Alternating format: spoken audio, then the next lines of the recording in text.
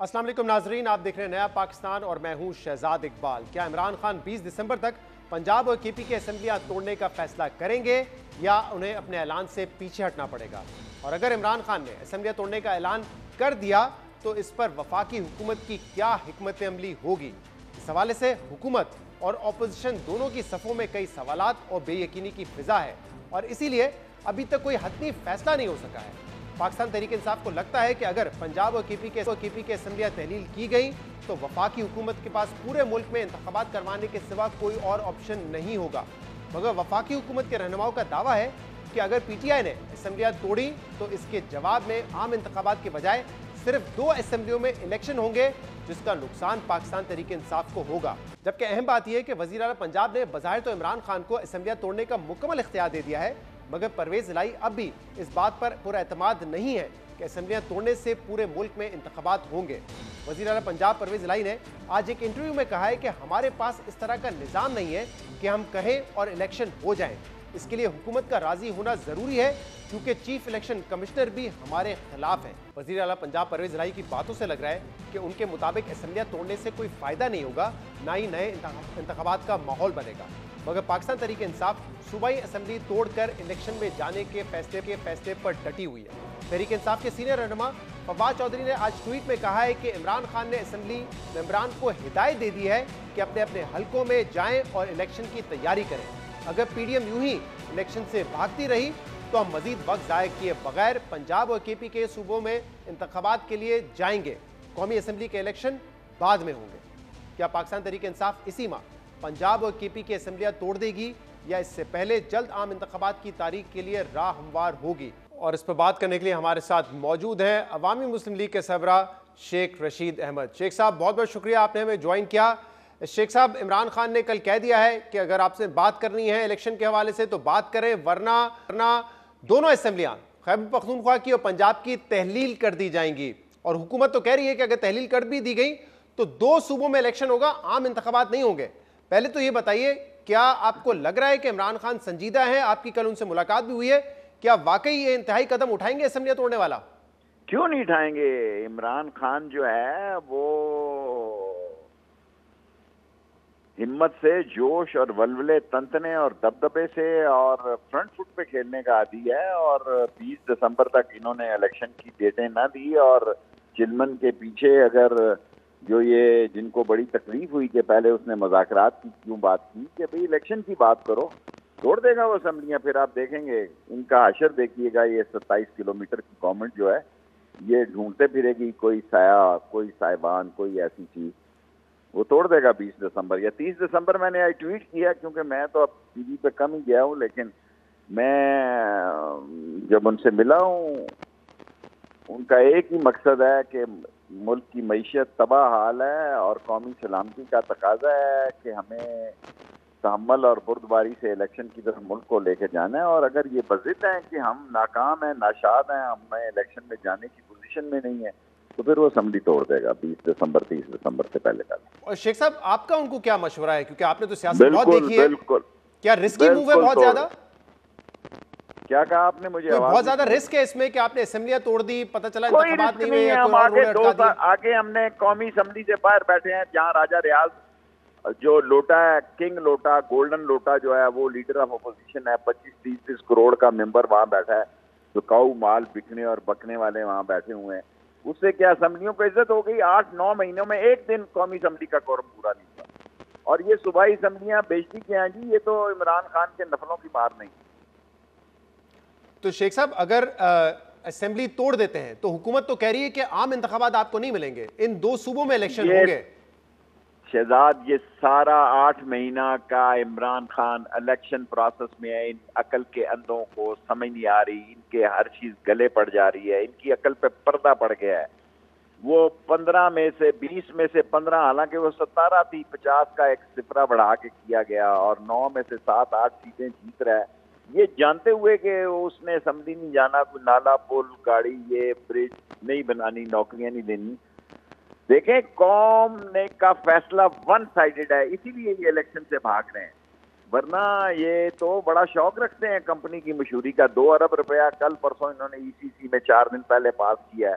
ताकि मीडिया की कम में कंपनी की मशहूरी की जाए। गरीब भूखा मर जाए, आटा ना हो, बिजली ना हो, गैस ना हो, पेट्रोल ना हो, रूस की तरफ से झंडी हो, IMF से ताल्लुकात कशीदा हो जाए या टुक टक लगी हो, लेकिन 2 अरब अपनी कंपनी के मशहूरी के लिए दिया है कि मेरी टोपियां बदलते हुए तस्वीरें चलती रहें। तो मसला ये कि इमरान खान साहब जब कहते हैं मैं असेंबली तहलील कर दूंगा, उसका उनका मकसद यही है ना कि मुल्क में आम इंतखाबात हो, कौमी असेंबली के भी हो, ताकि वो वजीर आजम बन सके। लेकिन अगर हुकूमत आइन के मुताबिक कहती है कि हम नहीं अपनी असेंबली तोड़ रहे, आप 2 सूबों में करवा लें, तो जो हदफ है इमरान खान साहब का वो तो पूरा नहीं होगा। फिर देखें, हदफ इमरान खान का पूरा है। यहाँ मोइन कुरैशी भी वजीर आजम रहा है, शौकत अजीज भी रहा है, और शहबाज शरीफ भी वजीर आजम है। नथू सिंह एंड फतू सिंह, ये मैराथन रेस में क्या हैसियत, क्या औकात है? कौन इनको मारना है? कौन इनकी तरफ देख रहा है? लोग जो हैं इनकी शक्लों से उकता गए हैं। जिस चैनल पर इनकी शक्लें आती हैं मौजूदा हुक्मरानों की, लोग चैनल बदल देते हैं। सो इमरान खान का टारगेट जो है वो इलेक्शन करवाना है, वो अचीव करेगा इंशाअल्लाह ताला। और जिसको अल्लाह ने जिसकी जान बचाई है, जिस पर अल्लाह ने जिसकी जान की हिफाजत की है, शायद अल्लाह उससे बड़ा काम लेना चाहता है और इस मुल्क को इस कसाद बाजारी से और इस गरीब की तबाही और बर्बादी और नाचाकी और नासाजी से बचाना चाहता है। और इमरान खान का एक करीबी रोल है इस मुल्क के इस सियासत में, जिसको कोई नहीं रोक सकता। तो ये इसमें तो कोई शक नहीं है, वोट ऑफ नो कॉन्फिडेंस के बाद से इमरान खान साहब की उनकी पार्टी की मकबूलियत में इजाफा हुआ है, लेकिन पावर पॉलिटिक्स से वो थोड़ा सा दूर हो गए, एस्टैब्लिशमेंट से वैसे ताल्लुकात नहीं है। तो अब आपने क्या उनको मशवरा दिया नए सेटअप के हवाले से कि ताल्लुकात को बहाल करने की कोशिश करें या जो स्टैंड ऑफ था कुछ दिन पहले उसको बरकरार रखें? देखें, अदारों ने और एस्टेब्लिशमेंट ने तो फैसला किया वो सियासत में नहीं आएंगे। वो सियासत से दूर होने का फैसला जबरदस्त फैसला है, लेकिन कौमी सलामती जो है, मईशत कौमी सलामती की जामिन है, और कौमी सलामती जो है वो मईशत के साथ मुंसलिक है। फौज ने बहुत अच्छा फैसला किया सियासत से दूर होने का, लेकिन वो मुल्क की सालमियत और अवाम से दूर नहीं हो सकते। कल भी नए आर्मी चीफ ने कहा कि अवाम, अगर किसी ने मैली आंख से देखा तो हम कौम के साथ मिलकर, अवाम के साथ मिलकर। पहले चीफ ने एक बॉर्डर पे बयान दिया है कि हम अपनी सरहदों की हिफाजत करेंगे। जी, तो शेख साहब, जब तक आप हुकूमत में थे, आपके ताल्लुकात बेहतर थे, तो आप कहते थे मैं गेट नंबर 4 पे पहरा दे रहा हूं, किसी को आने नहीं दूंगा। अब पहरा दे रहे हैं वजीर आजम शहबाज शरीफ साहब। तो वजीर आजम साहब अगर पहरा दे रहे हैं गेट नंबर 4 पे, तो फिर मुश्किल ही है कि कोई और एंट्री ले सके वहां।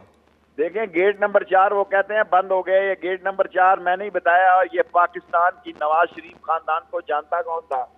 ये गेट नंबर 4 की पैदावार है। शेख साहब, परवेज इलाही साहब कह तो रहे हैं असेंबलियां तोड़ दूंगा, आपको लगता है ऐसे ही करेंगे?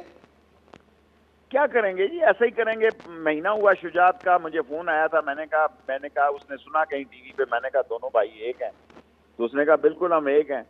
देखें ना, ऊपर भी हिस्सा उनका पूरा है, नीचे भी पूरा है, अगर उन्होंने आइंदा सियासत करनी है। देखें, जो इमरान खान से गद्दारी करेगा, चिलाकी करेगा, मुनाफकत करेगा, कोई पर्दे के पीछे साजिश करेगा, उसकी सियासत दफन हो जाएगी। आने वाला वक्त और आने वाले इलेक्शन अल्लाह के सुभान ताला के हुक्म से इमरान खान के। और शेख साहब, कल इमरान खान ने एक ये स्टेटमेंट दिया, उन्होंने कहा कि हमसे बहुत बड़ी गलती हो गई, जनरल बाजवा को एक्सटेंशन दी। उन्होंने कहा किसी भी चीफ को एक्सटेंशन नहीं देनी चाहिए। अब मुझे अच्छी तरह याद है कि उस वक्त आपने भी कहा था कि बहुत अच्छा फैसला है मुल्क के हालात देखते हुए।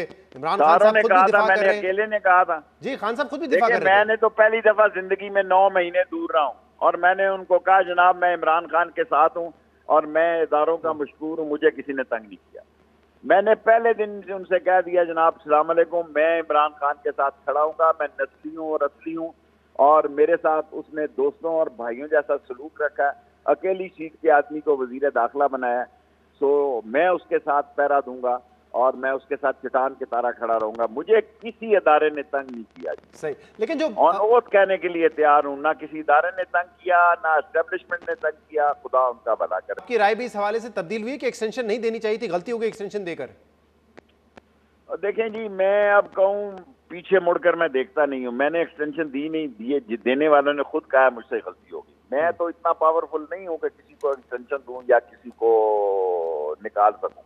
मैं तो इस बात को समझता हूं कि अल्लाह ने इमरान खान की कोई अदा उसको पसंद आ गई, वो सियासी तौर पर उस मकाम पे पहुंच गया कि जो गेम चेंजर थे, जो बिकने वाले थे, जो खरीदार थे, जो जिन्होंने उसको इस सारे माहौल को बनाया, संवारा, और जिन चोरों, डाकुओं, लुटेरों, करप्ट, डिसऑनेस्ट, नॉनसेंस और मनी लॉन्डर को ला के बैठाया, उन सब की कश्ती जो है ना बीच मझधार के डूब गई और इमरान खान जो है वो छा गया। शेख साहब, कोई 10-12 नवंबर के आसपास आपने कहा था कि 30 नवंबर को आर या पार हो जाएगा। मेरे ख्याल से उस वक्त 10-12 नवंबर को आपकी कैलकुलेशन कुछ और थी, 29 नवंबर के हवाले से। बिल्कुल यही थी। देखें ना, अब ये होने जा रहा है। देखें, अब मैंने अब तो मैं ट्वीट पे गुजारा करता हूं, लेकिन मैं अब भी कायम हूं कि इलेक्शन होंगे। कोई आदमी मखलूक खुदा की आवाज को, अवामी राय आमा को दबा नहीं सकता। और मुझे अल्लाह से पूरी उम्मीद है, आज भी मैंने ट्वीट किया है कि 30 जनवरी से पहले पहले इलेक्शन की डेट हो जाएगी। हाँ, लेकिन आपने कल वाले ट्वीट में आपने ये कहा था कि अगर 2 महीने बाद भी होते हैं, 2 महीने पहले हो जाते हैं, कोई ज्यादा फर्क नहीं पड़ना। मैं जो डेट देख रहा हूं कि ईद से पहले हो या ईद से बाद हो, ये फैसला तो इमरान खान ने करना है, मैं उसके साथ खड़ा हूं। लेकिन जितनी देर होगी उतना मौजूदा हुकूमत के लिए सियासी कब्रिस्तान बनेगा, गहरी होंगी कब्रें, और सबसे ज्यादा तबाही, बर्बादी, नासाकी, नाचाकी और रुसवाई जो है वो नून लीग की होगी।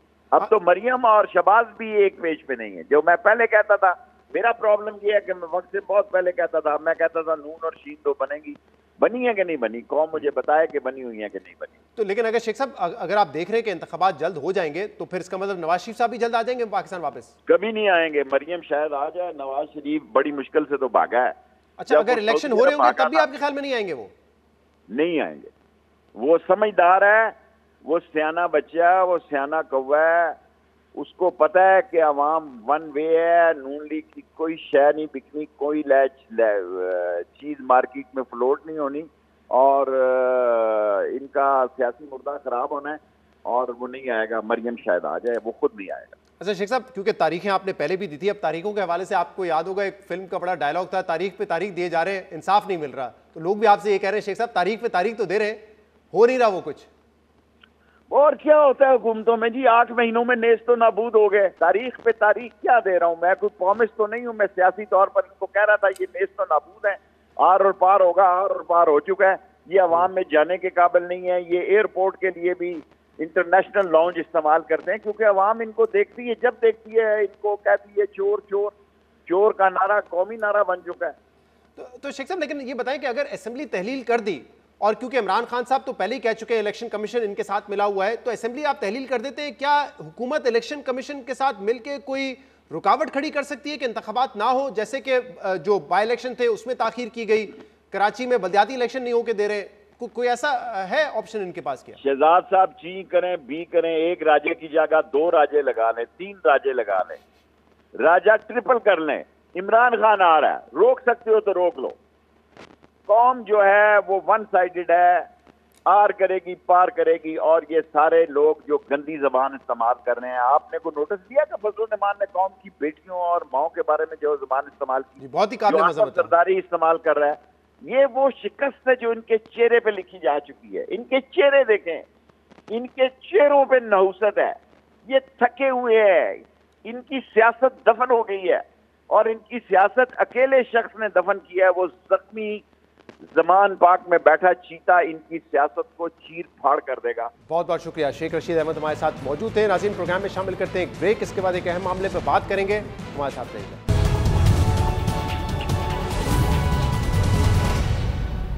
Welcome back. अपनी हुकूमत जाने के बाद से जनरल रिटायर्ड कमर जावेद बाजवा का नाम लिए बगैर उन्हें मीर जाफर, मीर सादिक, सहूलतकार, गद्दार और जानवर के ताने कसने के बाद इमरान खान अब साबिक आर्मी चीफ के खिलाफ खुलकर सामने आ गए हैं।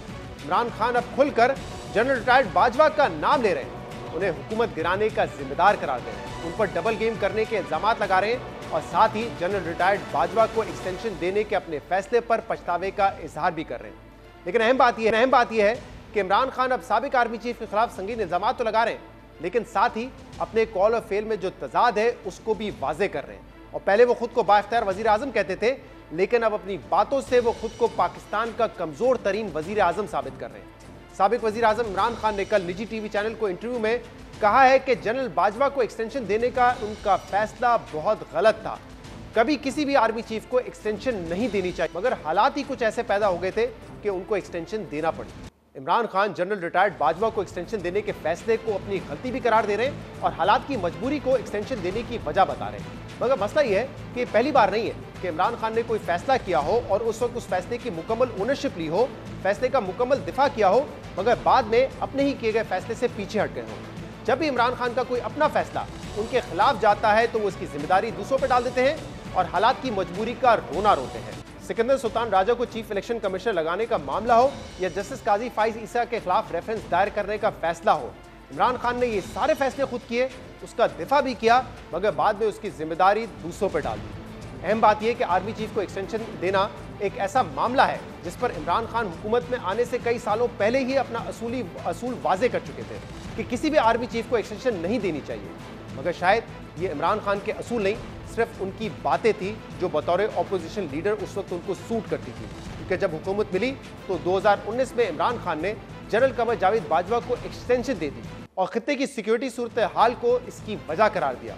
और फिर कई पाकिस्तान तहरीक इंसाफ के रहनुमाओं ने इमरान खान के इस फैसले का भरपूर दिफा भी किया। आर्मी चीफ को कौम के बाप का दर्जा दिया गया और इस फैसले को 1 पेज का सबूत करार दिया गया। इमरान खान साहब ने आज 3 साल के लिए कमर जावेद बाजवा साहब की एक्सटेंशन करके सारी दुनिया में एक पैगाम भेजा है कि जमहूरी हुकूमत और फ़ौज एक पेज पर हैं। इस वक्त कमर जावेद बाजवा साहब की एक्सटेंशन एक बहुत ज़बरदस्त फैसला। हम तारीख के एक अहम दौराहे पर हैं और जनरल बाजवा पाकिस्तान की सिक्योरिटी पॉलिसी के तसलसल की अलामत है। मुझे उम्मीद है कि इस फैसले को तारीख में जगह मिलेगी और पाकिस्तान के इस्तेहकाम के लिए ये फैसला एक संग मील साबित होगा। प्राइम मिनिस्टर साहब ने बिल्कुल दुरुस्त फैसला किया है जनरल बाजवा साहब को एक्सटेंशन देने का। कश्मीर की सूरत हाल है, जो रीजन की सिक्योरिटी की सूरत हाल है, इन सारे हालात पर नज़र दौड़ाते हुए वज़ीर आज़म ने जनरल कमर जावेद बाजवा साहब को उनकी 3 साल की मुद्दत में तोसी का फैसला किया। उस वक्त पाकिस्तान तहरीक इंसाफ के रहनुमाओं ने पूरे दिल से जनरल रिटायर्ड बाजवा की एक्सटेंशन के फैसले का दिफा भी किया और सुप्रीम कोर्ट में जनरल बाजवा की एक्सटेंशन के लिए कानूनी केस भी लड़ा और बाद में कानून साजी भी की। लेकिन आज इमरान खान अपने फैसले को गलत कह रहे हैं, दबाव का जिक्र कर रहे हैं। मगर दिलचस्प बात यह है कि तहरीक इंसाफ के सेक्रेटरी जनरल असद उमर ने कुछ रोज पहले इससे बरक्स बात की। असद उमर ने कहा था कि जनरल बाजवा की एक्सटेंशन देने के लिए इमरान खान पर किसी किस्म का कोई दबाव नहीं था, ये फैसला इमरान खान ने अपने दिल से किया था। ये बात असद उमर साहब ने अब से कुछ दिन पहले कही। इमरान खान आज दबाव का जिक्र कर रहे हैं, मगर असद उमर किसी भी किस्म के दबाव को मुस्तरद कर चुके हैं। इसीलिए इमरान खान आज जो कह रहे हैं इस पर कई सवाल उठ रहे हैं। हुकूमत में आने से पहले असूल था कि आर्मी चीफ की एक्सटेंशन नहीं होनी चाहिए, फिर हुकूमत में आए तो एक्सटेंशन दे दी और अब कहते हैं कि एक्सटेंशन नहीं देनी चाहिए थी। और अहम बात यह कि इसी इंटरव्यू में इमरान खान ने यह भी कहा है कि मैं 3.5 साल तक जनरल बाजवा पर एतमाद करता रहा, जो वो कहते थे उसको सच मानता रहा, लेकिन आखिर में पता चला कि वो डबल गेम कर रहे थे। अब इसमें ताजुब की बात यह है कि इमरान खान ने जनरल कमर जावेद बाजवा को एक बार एक्सटेंशन दी। वो कहते हैं कि एक्सटेंशन उन्होंने दबाव में दी और उनको ये भी पता चल चुका था कि तहरीक अदम एतमाद के दौरान जनरल बाजवा डबल गेम कर रहे थे। लेकिन इसके बाद भी एक बार नहीं 2 बार जनरल बाजवा को एक्सटेंशन की पेशकश की गई। जनरल रिटायर्ड कमर जावेद बाजवा की रिटायरमेंट के नतीजे में नए आर्मी चीफ की तैनाती के मामले पर जब मुख्तलिफ कियास सराइयों और अफवाहों का बाजार गर्म था और इमरान खान फौरी इलेक्शन का मुतालबा के लिए हुकूमत पर दबाव डाल रहे थे, तो उस वक्त सितंबर में इमरान खान ने इन्हीं जनरल कमर जावेद बाजवा को एक्सटेंशन देने की बात की, जिन्हें वो मीर जाफर, हैंडलर, गद्दार और जानवर जैसे अलकाबात से नवाज रहे थे। कामरान खान के एक इंटरव्यू में इमरान खान ने कहा कि नए आर्मी चीफ का फैसला हुकूमत करे, यानी कि वो कह रहे थे कि जनरल बाजवा अगले इलेक्शन तक आर्मी चीफ रह सकते हैं, इसकी प्रोविजन मौजूद है। इमरान खान और पीटीआई रहनुमाओं की इस तजवीज़ पर हुकूमत ने अमल तो नहीं किया और फिर 1 माह बाद DGISI lieutenant general Nadeem Anjum ने यह दावा भी किया कि इमरान खान जिन जनरल बाजवा पर सरेआम तनकीद करते हैं उन्हें बंद कमरों में ताहयात आर्मी चीफ बनाने की पेशकश भी कर चुके हैं। मार्च के महीने में आर्मी चीफ को उनकी मुद्दत मुलाजमत में गैर मुहिना मुद्दत की तोसी की पेशकश भी की गई, मेरे सामने की गई। ये बहुत पुरकशिश पेशकश थी, लेकिन उन्होंने इसको भी ठुकरा दिया, इसलिए कि उन्होंने जो बुनियादी फैसला किया था कि इदारे को मुतनाज़ा रोल से हटा के आइनी रोल पे लाना है। अजीब बात है, आप समझते हैं सुपा सलार गद्दार है, लेकिन आप उन्हें कह रहे हैं कि पूरी जिंदगी के लिए भी अगर आपने इस मुलाजमत में रहना है तो रहें। इमरान खान या पाकिस्तान तहरीक इंसाफ के किसी भी रहनुमा ने इस दावे की तरदीद तो नहीं की, बल्कि इमरान खान ने खुद उसी रोज इस दावे की तस्दीक करते हुए कहा कि उन्होंने आर्मी चीफ से कहा था कि अगर ऑपोजिशन आपको एक्सटेंशन की पेशकश कर रही है तो मैं खुद आपको ये ऑफर कर देता हूँ। इमरान खान की तर्ज सियासत का यही वो पहलू है जिस पर मुसलसल सवालात उठते हैं। इमरान खान एक असूल बयान करते हैं और उसके हक में दलाइल देते हैं, मगर फिर अपने ही असूल पर कलाबाजी खाते हैं और उस कलाबाजी पर भी अपने ही सपोर्टर्स को कायल कर देते हैं। इमरान खान ने 2019 में जनरल रिटायर्ड बाजवा को एक्सटेंशन दी, उसके बाद मजीद 2 बार एक्सटेंशन की ऑफर भी की, मगर देखिए हुकूमत मिलने से पहले जब इमरान खान ऑपोजिशन में थे तो आर्मी चीफ को एक्सटेंशन देने के बिल्कुल भी हक में नहीं। इस सारे मामले में इमरान खान के बदलते मौकिफ हैरान कुन है। इसीलिए इमरान खान को वाजे करना चाहिए कि इनकी जनरल बाजवा से मुतल्लिक जो राय बदलती रही है उसकी वजह क्या है।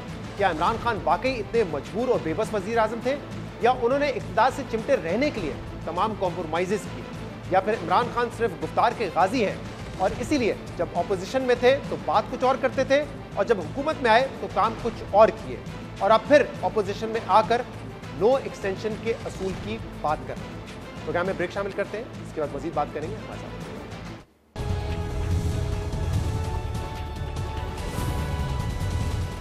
वेलकम बैक नाज़रीन। पाकिस्तान तहरीक इंसाफ का कहना है कि हुकूमत अगर मुज़ाकरात पर आमादा नहीं होती अर्ली इलेक्शंस के लिए तो फिर हम इस महीने तक दोनों केपी की असेंबली और पंजाब असेंबली तहलील कर देंगे। और इमरान खान का ये मानना है कि अगर 66% मुल्क में इलेक्शन हो रहा हो तो ये मुमकिन नहीं है कि सिर्फ इन्हीं सीट्स पे इलेक्शन होगा, बल्कि फिर हालात जनरल इलेक्शंस की तरफ जाएंगे। लेकिन हुकूमत का ये कहना है कि अगर असेंबलियाँ तहलील कर भी देती है तहरीक इंसाफ तो फिर इन दोनों सूबाई असेंबलियों में इलेक्शन होंगे जो कि वैसे पाकिस्तान की तारीख में आज तक ऐसा हुआ नहीं है कि प्रोविंसेस में इलेक्शन अलहदा हो रहे हो और कौमी असेंबली के इलेक्शन अलहदा हो रहे हो। लेकिन सवाल ये भी पैदा होता है कि अगर तहरीक इंसाफ ये फैसला कर लेती है कि हमने असेंबलियाँ तहलील करती है तो क्या वफाकी हुकूमत इसमें रुकावट बन सकती है, क्या क्या हरबे वो इस्तेमाल किए जा सकते हैं, और अगर तहरीक इंसाफ असेंबली तहलील कर देती है तो इसके बाद क्या 90 दिन में आइन के मुताबिक election commission of Pakistan election करवा देगा या उस वक्त भी वफाकी हुकूमत उसमें रुकावट बन सकेगी।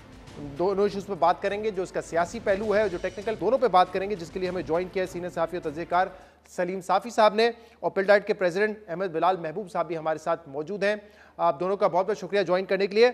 सबसे पहले तो ये बताइए सलीम साफ़ी साहब कि आपको लगता है कि जैसे तहरीक इंसाफ कह रही है कि अगर मुज़ाकरात पे आमादा नहीं होती हुकूमत तो इस महीने ही वो असेंबलियाँ तहलील कर देंगे, क्या ये होता हुआ आपको नज़र आ रहा है, और क्या इससे इमरान खान साहब को आम इंतखाबात मिल जाएंगे? क्योंकि आज वैसे परवेज़ इलाही साहब ने भी कहा है कि हमारे बस में नहीं है, हमारे पास वो मैकेनिज्म नहीं है जिससे हम पुश कर सकते हैं हुकूमत को आम इंतखाबात के लिए।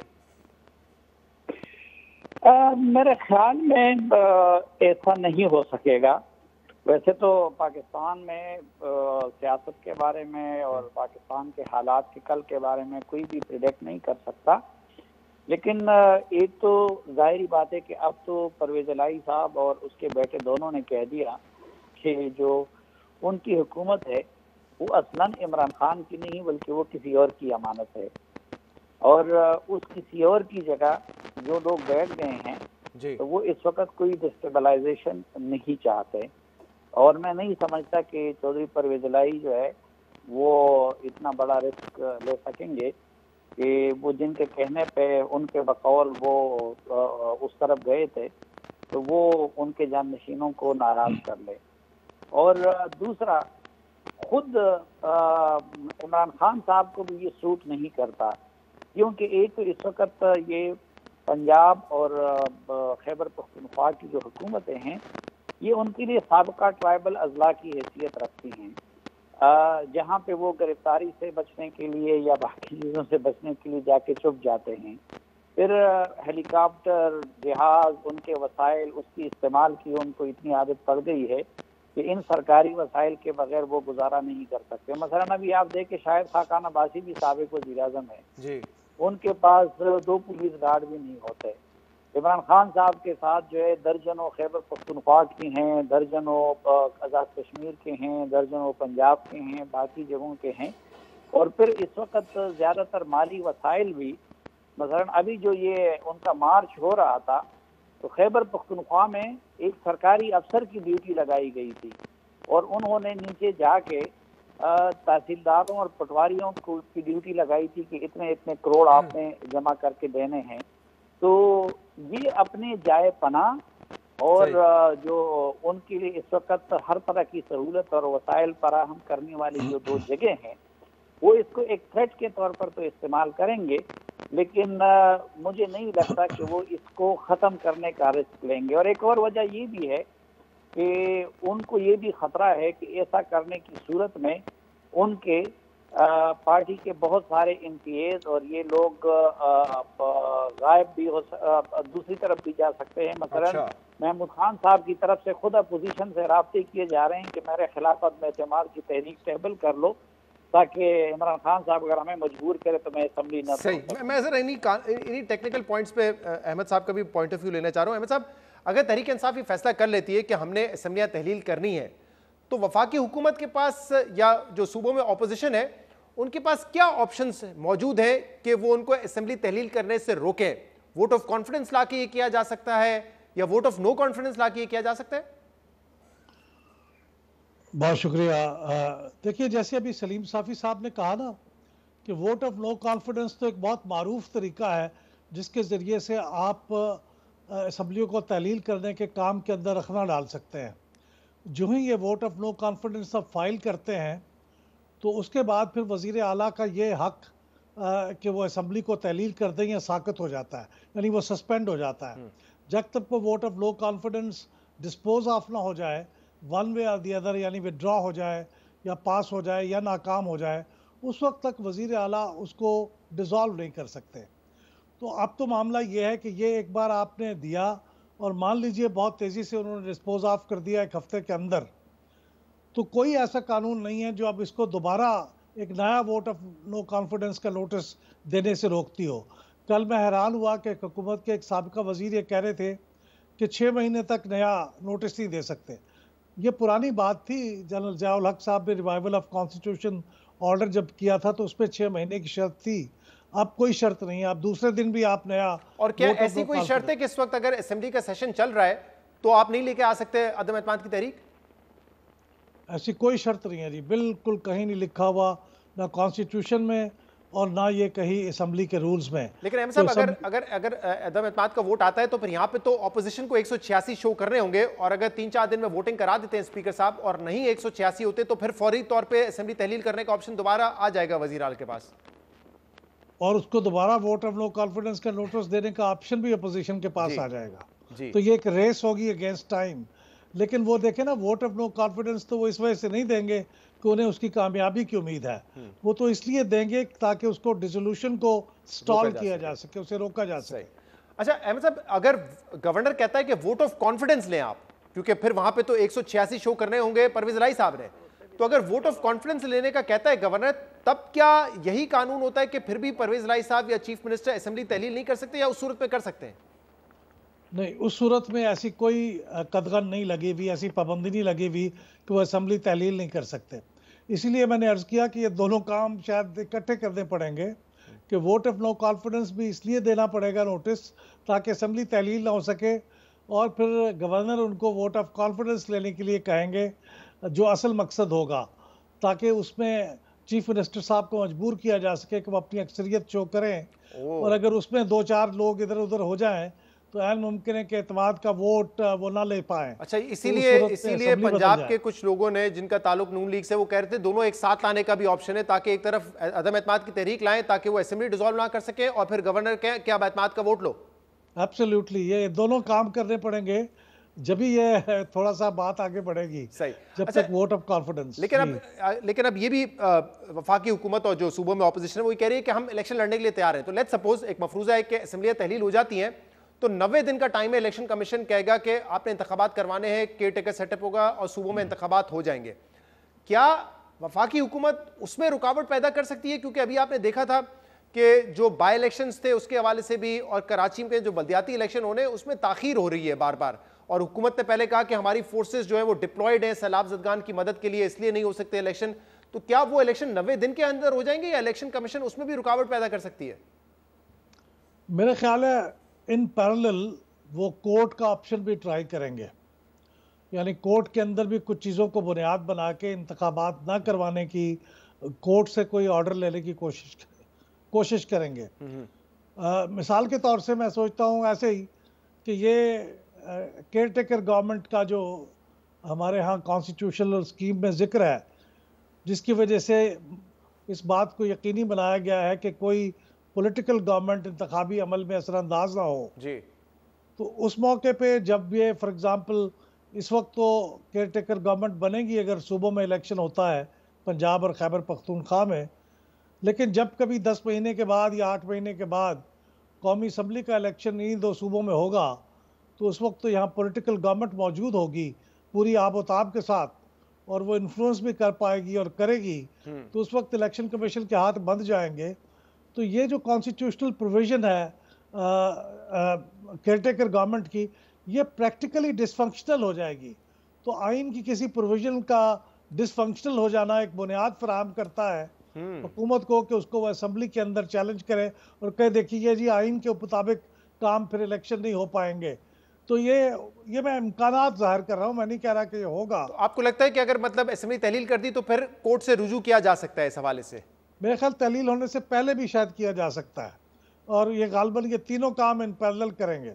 ओके सलीम साफी साहब, तो आपको लग रहा है कि बड़ा रिस्क होगा इसलिए शायद असेंबली तहलील नहीं करेंगे, लेकिन अब हुकूमत भी इस इरादे का इजहार कर रही है कि अगर असेंबली तहलील हो जाती है तो हम इलेक्शन लड़ने के लिए तैयार होंगे। लेकिन अगर इतना आगे निकल गए इमरान खान साहब, अब पीछे कैसे हटेंगे? मुज़ाकरात भी नहीं होंगे, दोनों तरफ से कह दिया, वो कह रहे हैं हुकूमत के मशरूत मुज़ाकरात नहीं करेंगे, ये कह रहे हैं कि पहले डेट दो फिर मुज़ाकरात होंगे, तो फिर ऑप्शन क्या बचेगा तहरीक इंसाफ के पास? नहीं तो मेरे ख्याल में शहजाद ये जो पिछले 10-15 सालों के तजुर्बे के बाद भी अगर कोई ये सवाल पूछता है कि जी इतने आगे निकल जाने के बाद भी वो पीछे कैसे हटेंगे, तो मुझे तो खुद इस पे हैरत होती है। आपको याद होगा कि 2014 के धरने के दौरान वो कितने आगे निकल चुके थे और उन्होंने कहा था कि जी वो कुछ भी हो जाए मैं मर जाऊंगा लेकिन हुकूमत को ख़त्म किए बगैर यहाँ से नहीं हटूंगा। फिर आराम से घर चले गए। फिर वो इतने आगे निकल गए थे कि उन्होंने इस्तीफे दिए थे, कई महीनों तक वो इस्तीफे रहे और फिर जाके उसी असम्बली में सर झुका के बैठ गए और ख्वाजा आसिफ साहब के ताने भी सुने और तनख्वाहें भी वसूल कर ली। फिर लॉकडाउन के दौरान वो कितने आगे निकल गए थे और फिर वो कैसे उन्होंने पीछे वो हट गए। फिर आप देखें कि जनरल बाजवा की तारीफों में, उनकी खुशामद में, उनकी ताबेदारी में वो कितने आगे निकल गए थे।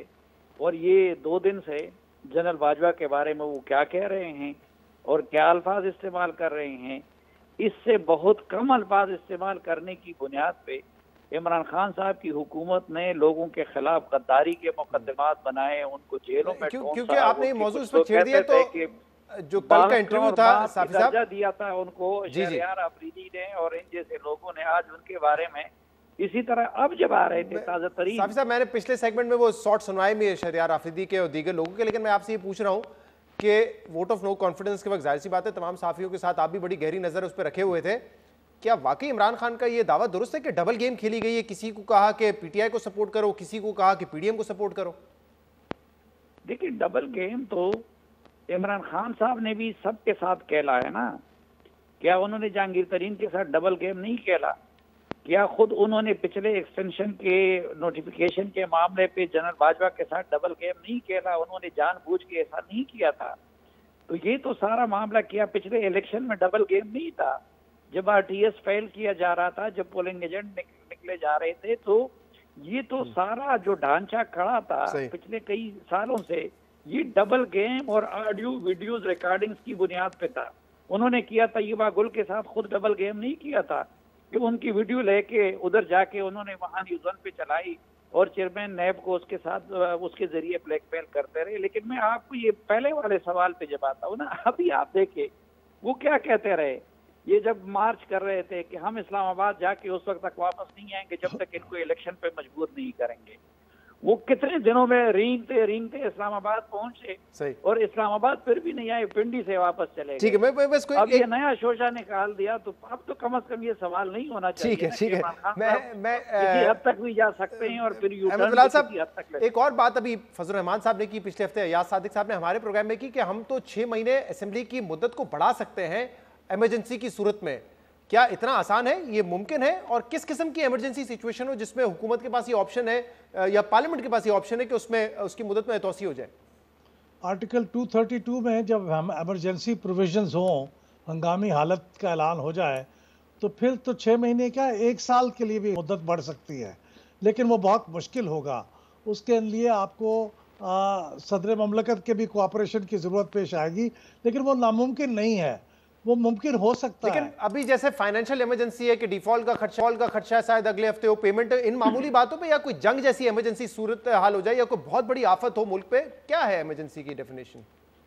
वो इमरजेंसी कई वजूहात के बुनियाद पे है, लेकिन उसकी बुनियादी बात यही है कि अगर आपके मुल्क का नज़्म व नस्क आइन और कानून के मुताबिक चलाना मुमकिन न रहे, तो उस सूरत पे आप ये हंगामी हालत का नफाज।